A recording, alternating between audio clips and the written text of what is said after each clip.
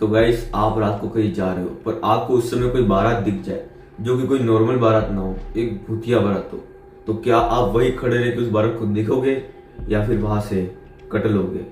तो जी हाँ गाइस, आज की इस वाली वीडियो में हम ऐसे ही एक हॉरर इंसिडेंट के बारे में बात करने वाले। तो ये स्टोरी शुरू करने से पहले मेरी आपसे एक ही रिक्वेस्ट है, जल्दी से नीचे जाइए हमारे वीडियो को एक लाइक कर दीजिए, हमारे चैनल को सब्सक्राइब कर दीजिए और हमें कमेंट करके जरूर बताना कि आपको हमारी वीडियो कैसी लगती है। तो चलिए वीडियो को शुरू करते हैं।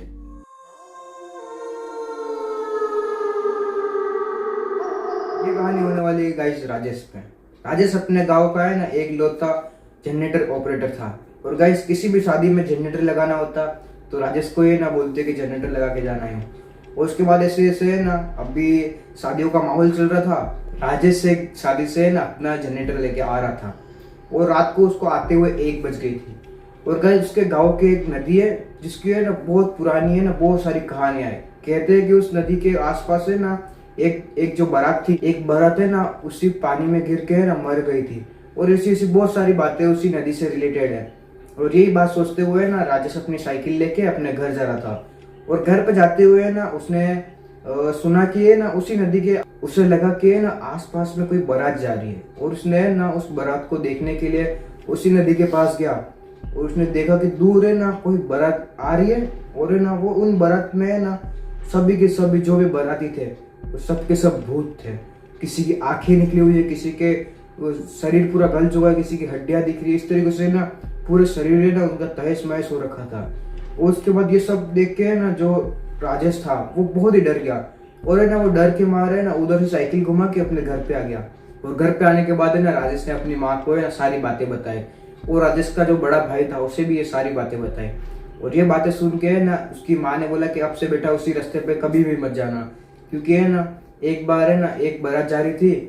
और है ना उस बारात में जो दूल्हा था वो है ना जहाँ पे है ना वो नदी है उसी पास में है ना एक है ना पूरा दलदल वाला पूरा एक खेत है जिसमें कोई भी जाता है तो वहाँ है ना पूरा दलदल उसे अंदर खींच लेता है। और उसके पास भी जस्ट पास में एक नदी है।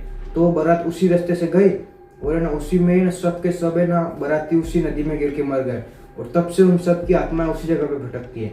ये बात सुन के राजेश एकदम डर गया और राजेश है ना तुरंत अपने बिस्तर पे जाके सो गया। दूसरे दिन वो उठा। उसके बाद उठने के बाद वैसे ही उसका डेली का काम था जनरेटर ऑपरेट करना और कैसे जनरेटर लेके आना। उसके बाद उसी तरह है ना एक दिन वो रात को है ना 12 बजे एक शादी से जनरेटर ऑपरेट करके आ रहा था। उसके बाद रास्ते में आते हुए वो अकेला ही था, उसके आसपास भी कोई नहीं था। उसके बाद फिर से उससे उसी बारात की आवाज आई।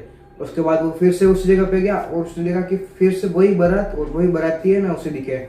उसके बाद वो उन्हें देखते देखते उसने देखा कि जो दूल्हा था वो सबसे ज्यादा डरावना दिख रहा था।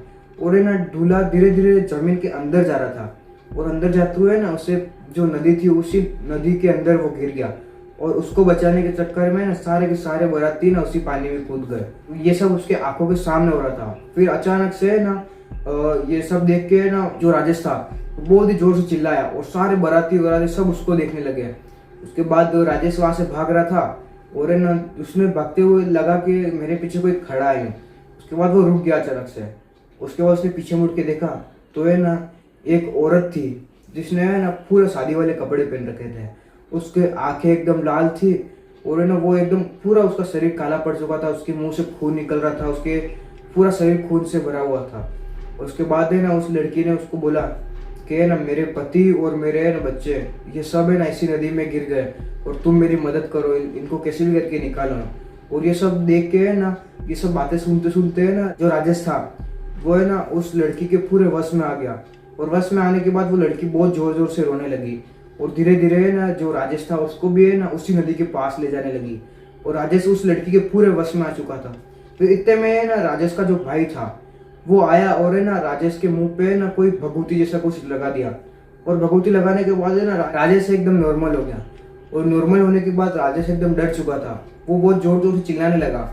वो आसपास देखा तो कोई भी नहीं था। उसके बाद जो राजेश का भाई था वो है ना उसे उसी साइकिल पे उसको घर पे ले गया। और 4-5 दिनों तक है ना राजेश की तबीयत बहुत ही खराब रही। उसके बाद जब राजेश की तबीयत ठीक हुई तब से है ना वो उस नदी के आसपास भी नहीं जाता। गाइस अगर आपको भी है ना रात को ऐसी कोई बारात दिखे तो गाइस क्या आप उस बारात को देखोगे? और गाइस अगर आपको भी उस बारात में जाना हो तो गाइस आप उस बारात में जाके नाचोगे क्या? तो गाइस ये वाली स्टोरी आपको कैसी लगी हमें कमेंट करके जरूर बताना। तो जल्दी मिलते हैं नेक्स्ट वीडियो में, तब तक के लिए राधे राधे राधे। राधे।